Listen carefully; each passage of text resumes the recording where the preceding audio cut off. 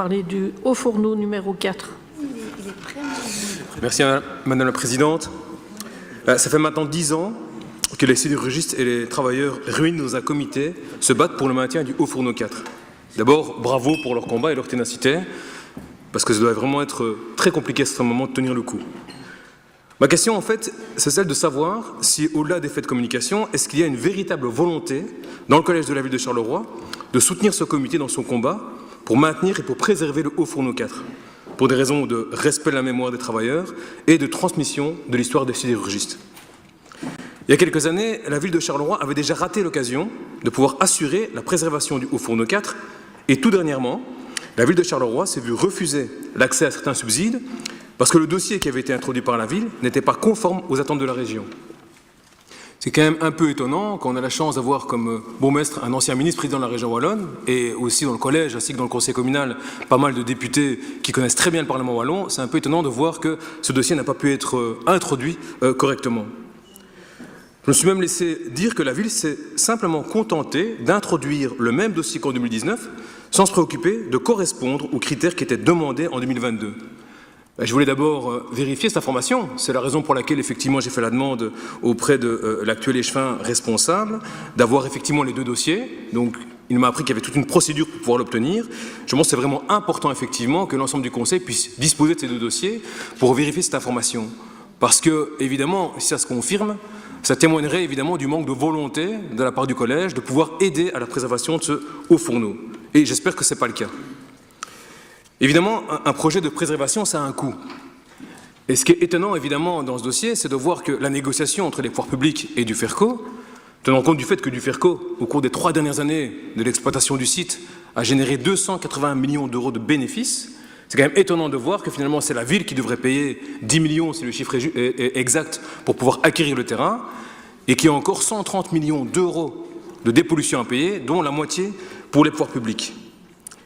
Donc là-dessus, évidemment, la question qui se pose, c'est pourquoi, évidemment, ne pas aller vers le type de négociations qui ont lieu, par exemple, pour Caterpillar, dans une autre situation, évidemment, je l'accorde, où, en fait, le terrain a été acquis par les pouvoirs publics pour 1 euro symbolique.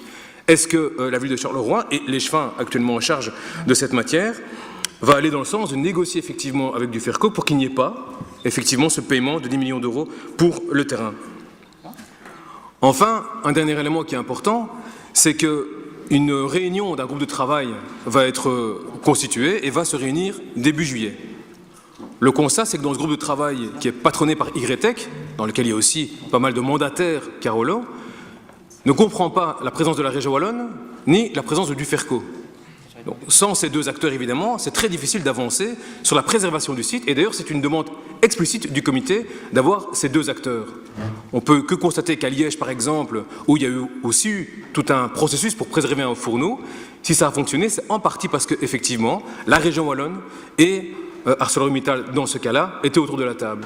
Et là aussi, je voudrais savoir de la part de l'échevin et du collège si une demande explicite va être faite auprès de ces deux acteurs, donc la région et du FERCO, pour être autour de la table, pour évidemment que ce groupe de travail puisse être utile et indispensable pour pouvoir justement préserver ce Haut-Fourneau. Je vous remercie. Merci, M. Mungengo. C'est M. Hardy qui va vous répondre.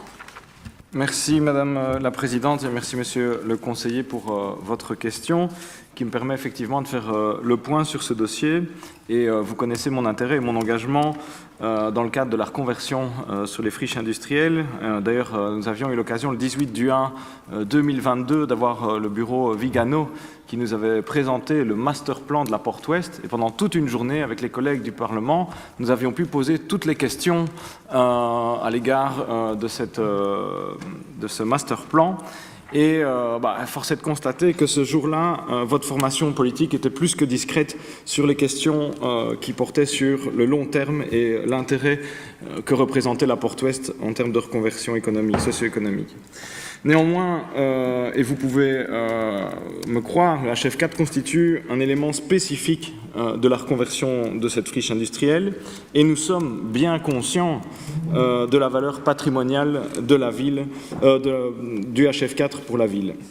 Tant la région par l'intermédiaire du ministre de l'Aménagement du Territoire que la ville de Charleroi, nous avons tous les deux émis la volonté de rechercher des pistes de financement pour l'acquisition foncière et immobilière de la Porte Ouest et donc du HF4 en vue de sa conservation.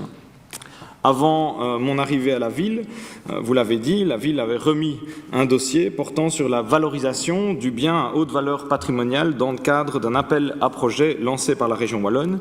Il s'agissait là d'une opportunité de financement à côté de laquelle la ville ne pouvait pas passer. Je vous ai détaillé les procédures pour obtenir les documents et en toute transparence, vous pourrez vraiment avoir cet appel à projet. Et je ne peux pas vous laisser critiquer le travail de qualité qui a été réalisé par les services dans le cadre de cet appel à projet. Le dossier qui a été remis, et vous pourrez le constater, est composé d'une part relative à l'acquisition, mais aussi un volet majeur quant à la conservation, la rénovation et la valorisation patrimoniale du HF4, tout en développant les volets essentiels que sont l'aspect économique et touristique, avec toute une partie de réflexion sur l'accessibilité du public, la mobilité et le développement durable. Je ne peux pas vous laisser croire qu'il s'agit simplement de la réintroduction d'un vieux dossier, d'un copier-coller. Vous pourrez vraiment le constater et j'en profite vraiment pour saluer une nouvelle fois tous les services qui ont contribué. Comme vous le savez, malheureusement, le HF4 n'a pas été retenu dans la liste des projets soutenus par la Wallonie, dont acte, et nous devons aujourd'hui avancer. Vous demandez la mise en place d'un groupe de travail. Ce sera chose faite. Une première réunion a lieu le 5 juillet à l'initiative d'YTech afin de travailler en bonne intelligence avec les niveaux de pouvoir adéquats et les acteurs et les actrices incontournables dans ce dossier pour trouver des solutions. Et je pense que ça se fera avec d'autres niveaux de pouvoir qui sont subsidiants et qui ont les moyens de nous aider dans la reconversion de cette friche industrielle.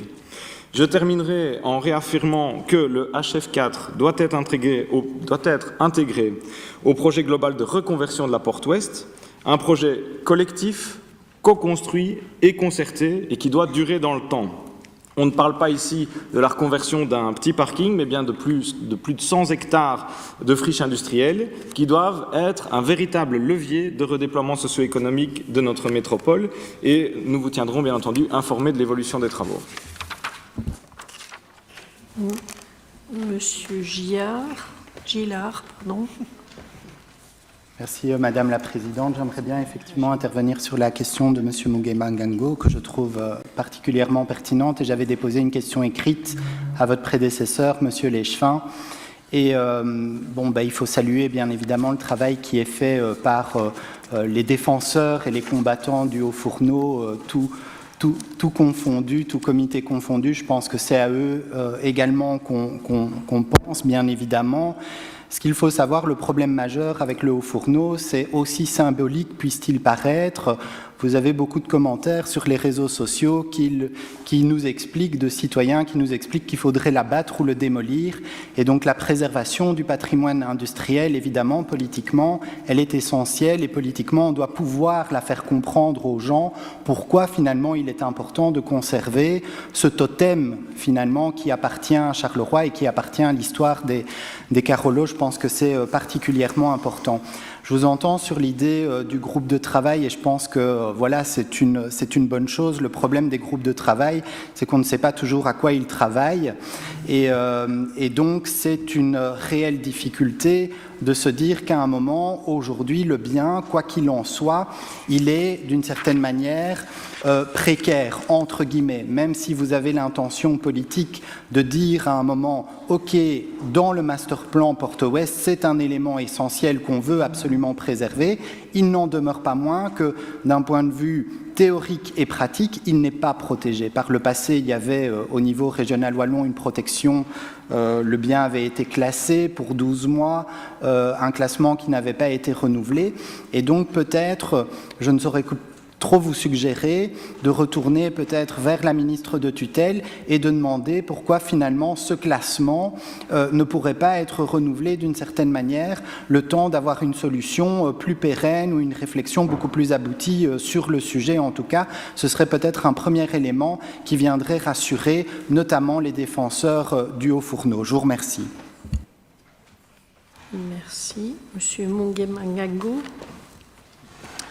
Si vous voulez, Monsieur Léchevin, on peut effectivement jouer au bon point et au mauvais point. Donc, vous y étiez à cette discussion sur le master plan. Nous posons des questions à la ministre Bu et au ministre Boursu depuis des années sur le sujet. Pas que nous d'ailleurs, hein. Il faut reconnaître évidemment que d'autres groupes s'y attachent, comme par exemple le groupe écolo. Mais je propose de quitter la cour de récréation et de parler du fond. Parce que quand on regarde le master plan propose effectivement d'envisager la réfection et la préservation du Haut-Fourneau à l'horizon 2050. Donc, on va attendre, voilà, encore de nombreuses années avant d'avoir une assurance, une garantie par rapport à la réfection et à la préservation de ce Haut-Fourneau. Et donc, ce qu'on demande ici, évidemment, ce que le comité demande depuis 10 ans, c'est une action évidemment rapide. Donc, le premier projet a été introduit en 2019, hein, donc le projet auquel je faisais référence et qui, par manque notamment de moyens, n'a pas pu être évidemment mené à terme. Et ici, le projet qui vient d'être introduit, vous dites ce projet était bien fait. Moi, je ne conteste le bon travail de personne ou le mauvais travail de personne, mais deux groupes politiques, le PTB et Écolo, ont posé la question à Madame Debu et à Monsieur Boursu sur la raison pour laquelle le projet n'a pas été retenu, et je ne découvre aucun secret, vu que c'est dans la presse, c'est que le projet qui a été introduit ne satisfaisait à aucun critère demandé.